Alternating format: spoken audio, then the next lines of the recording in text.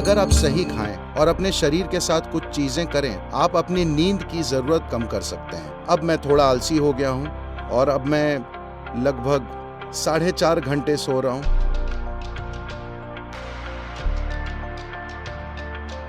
हमें किस तरह का खाना खाना चाहिए ताकि हमारा जीवन अपनी पूरी क्षमता तक पहुंच जाए, खासकर कॉलेज या स्कूल जाने वाले छात्र के लिए? तो भोजन कैसा होना चाहिए, हमें ये समझना चाहिए। भोजन कोई धर्म नहीं है, भोजन कोई संस्कृति नहीं है, भोजन बस इस मशीन के लिए ईंधन है। हाँ, स्वाद को लेकर सांस्कृतिक पहलू हो सकते हैं। समय के साथ भोजन पर धार्मिक रंगत भी चढ़ सकती है, लेकिन मूल रूप से भोजन इस शरीर के लिए ईंधन है। तो भारत में हमने अलग अलग लोगों के लिए भोजन अलग अलग तरह से तय किया। अगर आप मेहनत का काम करते हैं तो आप एक तरह से खाते हैं, क्योंकि आपको शारीरिक मजबूती चाहिए। अगर आप किसी तरह का व्यापार और दूसरे किस्म की गतिविधियां कर रहे हैं तो आप अलग खाना खाते हैं। अगर आप सैनिक हैं तो आपका भोजन अलग होता है। और अगर आप पढ़ाई, आध्यात्मिक प्रक्रिया और जीवन के सूक्ष्म पहलुओं में हैं तो आप अलग खाना खाते हैं। अगर आप पढ़ रहे हैं तो किसी चीज पर फोकस रहना सबसे बड़ी चुनौती होती है।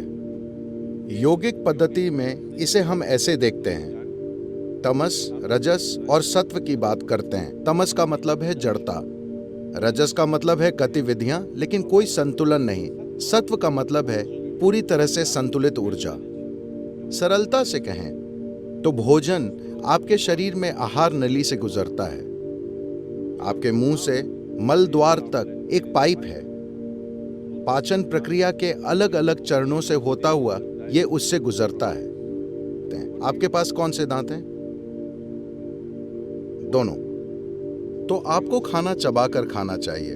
आपको अपना खाना इसलिए चबाना चाहिए क्योंकि आपकी लार में एंजाइम होते हैं। अगर आप थोड़ा सा कच्चा चावल लेकर अपने मुंह में 1 मिनट रखें, आप देखेंगे कि यही मीठा हो जाता है, क्योंकि यही कार्बोहाइड्रेट शुगर में बदल रहा है, मुंह में ही। तो अगर आप ढंग से खाते हैं तब हम कहते हैं कि आपके पाचन का 30 से 50% पाचन आपके मुंह में ही हो जाना चाहिए।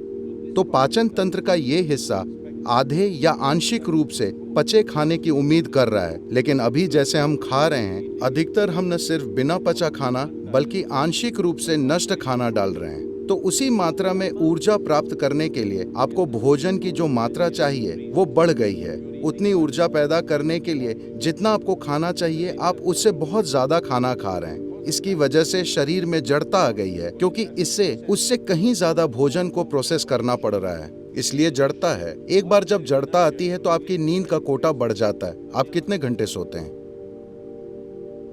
हेलो? 8 घंटे। आप आम सलाह के मुताबिक चल रहे हैं। देखिए, ऐसा नहीं है कि आपको जबरदस्ती जागते रहना चाहिए, बात ये नहीं है। लेकिन अगर आप सही खाएं और अपने शरीर के साथ कुछ चीजें करें तो आप देखेंगे कि 3 से 4 हफ्तों में आप अपनी नींद की जरूरत 2 से 3 घंटे बड़ी आसानी से कम कर सकते हैं। 1.5 से 3 घंटे आप बड़ी आसानी से कम कर सकते हैं अगर आप सचेतन होकर खाएं and just learn to sit properly. और बस ठीक से बैठना सीख लें। आपको पता है, बस बैठने की मुद्रा आपके शरीर के ज्यामिति और सिस्टम में क्या जा रहा है, अगर आप बस इन 2 चीजों को संभाल लें तो आप देखेंगे कि आपकी नींद का कोटा कैसे कम हो जाएगा। बस आपकी जानकारी के लिए, 25 सालों से ज्यादातर मैंने औसतन 2.5 घंटे की नींद ली है। अब मैं थोड़ा आलसी हो गया हूं और अब मैं लगभग 4.5 घंटे सो रहा हूं,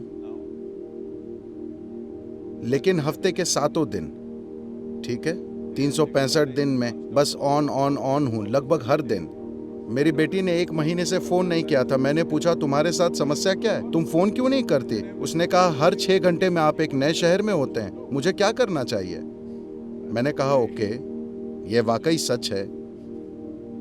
कभी कभी एक दिन में हम 3 शहरों में होते हैं, तो ये नॉन स्टॉप गतिविधि है। और आज मेरे पास कई लोगों ने ऐसा करना सीख लिया है। मेरे आसपास 100 से 150 लोगों की दिनचर्या इसी तरह है, बस औसतन 4 घंटे की नींद, हफ्ते के 7 दिन वे बस ऑन हर समय ऑन रहते हैं। और वे चिढ़े नहीं रहते, वे परेशान नहीं रहते, वे प्रसन्न रहते हैं, वे शानदार लोग हैं।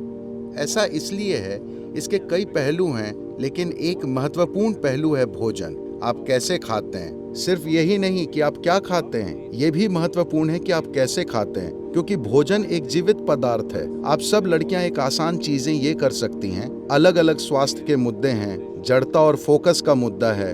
आप अपने भोजन का 40 से 50% हिस्सा कच्चे भोजन के रूप में लें, यानी ये जीवित हो, इसे जीवित कोशिका होनी चाहिए।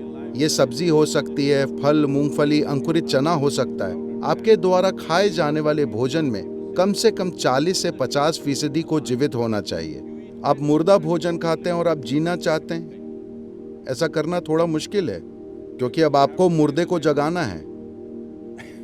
लेकिन अगर आप जीवित खाना खाते हैं तो आप देखेंगे आपकी मानसिक अवस्था, आपका फोकस और आपकी नींद का कोटा, और सबसे बढ़कर बस जगे रहना ही काफी नहीं है, आपको सजग रहना होता है ना।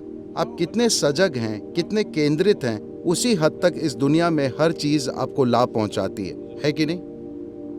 आपके फोकस का स्तर ही तय करेगा कि दुनिया आपके लिए फायदेमंद है या नहीं, है ना।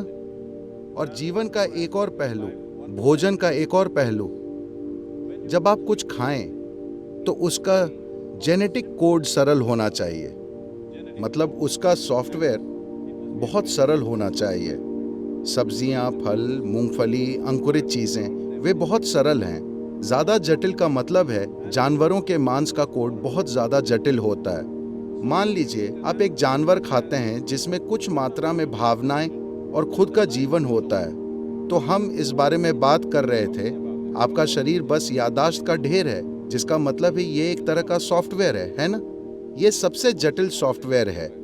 इंसानी सॉफ्टवेयर धरती पर सारे जीवों में सबसे ज्यादा जटिल सॉफ्टवेयर है। तो अगर आप एक जानवर खाते हैं, खासकर अगर आप एक स्तनधारी को खाते हैं, तो उसकी जटिलता वैसी ही होती है। शायद ये इंसान जितनी जटिल ना हो, लेकिन उसी तरह की जटिलता, क्योंकि उसमें उसके अपने विचार और भावनाएं हैं। अब उस कोड को तोड़ने और अपने सिस्टम के साथ जोड़ लेने में आप पूरी तरह से सफल नहीं होते, तो ये आपके भीतर कुछ खास गुणों के लक्षण छोड़ देगा। आप उस कोड को तोड़कर अपना हिस्सा नहीं बना सकते, क्योंकि ये अलग और जटिल कोड है। अगर आप पत्तियां, सब्जी, फल, मूंगफली या अंकुरित चीजें खाते हैं, ये काफी आसान है। अगर आपको मांसाहारी भोजन खाना ही पड़े तो आपको वो खाना चाहिए जो आपके कोड से सबसे दूर है। तो आमतौर पर मछली और पानी के जीव आपसे सबसे दूर हैं। तो अगर आपको मांसाहारी भोजन खाना ही पड़े तो खाने के लिए सबसे अच्छी चीज है, आप समुद्र तट पर हैं तो खाने के लिए मछली सबसे अच्छी चीज होगी।